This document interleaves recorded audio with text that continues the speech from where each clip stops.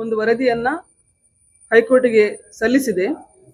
ಆ ವರದಿಯನ್ನ ಸಾರ್ವಜನಿಕಗೊಳಿಸಬೇಕು ಎಂದು 2 ದಿನಗಳ ಹಿಂದೆ ಹೈಕೋರ್ಟ್ ಹೇಳಿರುತ್ತದೆ. ಆ ವರದಿಯನ್ನು ಪರಿಶೀಲನೆ ಮಾಡಿದರೆ ಮಾಧ್ಯಮಗಳಲ್ಲಿ ಬಂದ ವಿವಿಧ ಮಾಹಿತಿಯ ಪ್ರಕಾರ ವಿರಾಟ್ ಕೊಹ್ಲಿ ಅವರನ್ನೇ ಸರ್ಕಾರ ಟಾರ್ಗೆಟ್ ಮಾಡಿದಂತಿದೆ.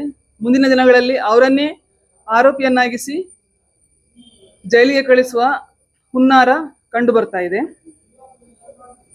ಸರ್ಕಾರವನ್ನು ಮತ್ತು ಸಿದ್ದರಾಮಯ್ಯನವರನ್ನು ನಾನು ಕೇಳೋದೇನೆಂದ್ರೆ, ಆ ಕಾಲ್ತುಳಿತ ಆದ ಜಾಗದಲ್ಲಿ ಬಂದ ವ್ಯಕ್ತಿಗಳೆಲ್ಲ ಟ್ವೀಟ್ ನೋಡಿ, RCB ಬರೆದ ಟ್ವೀಟ್ ನೋಡಿ ಬಂದಿದ್ದಾರಾ?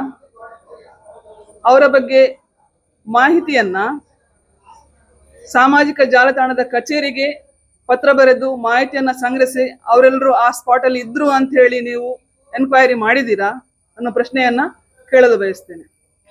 ಯಾಕಂದ್ರೆ ನಾಳೆ ಕೋರ್ಟಲ್ಲಿ ಸಾಕ್ಷ್ಯವನ್ನ ಕೇಳ್ತಾರೆ. ಆವಾಗ RCB ಬರೆದ ಟ್ವೀಟ್ಗೆ ಜನರು ಬಂದಿದ್ದಾರೆ ಅಂತ ಹೇಳಿದ್ರೆ ಸ್ಟ್ಯಾಂಪೆಡ್ ಆದ ಜಾಗದಲ್ಲಿ ಬಂದವರೆಲ್ಲ RCB ಟ್ವೀಟ್ ಅನ್ನ ವ್ಯೂ ಮಾಡಿದ ವ್ಯಕ್ತಿಗಳಾಗಿರ್ಬೇಕು.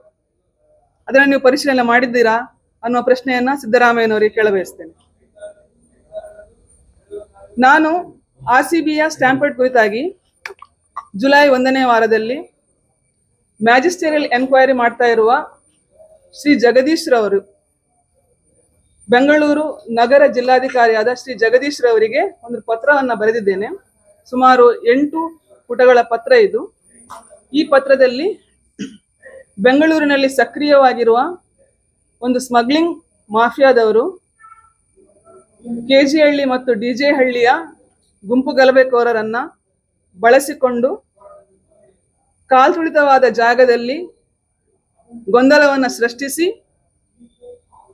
ಸ್ಟ್ಯಾಂಪೆಡ್ಗೆ ಕಾರಣ ಆಗಿದ್ದಾರೆ, ಕಾಲ್ತುಳಿತಕ್ಕೆ ಕಾರಣವಾಗಿದ್ದಾರೆ ಎಂದು ಪತ್ರ ಬರೆದಿದ್ದೇನೆ. ಸರ್ಕಾರ ಈ ಪತ್ರವನ್ನು ಪರಿಶೀಲನೆ ಮಾಡಬೇಕು ಮತ್ತು ಈ ಪತ್ರದಲ್ಲಿರುವ ಎಲ್ಲ ಅಂಶಗಳನ್ನು ತನಿಖೆ ಮಾಡಬೇಕು ಎಂದು ಸರ್ಕಾರವನ್ನ ಆಗ್ರಹಪಡಿಸ್ತಾ ಇದ್ದೇನೆ.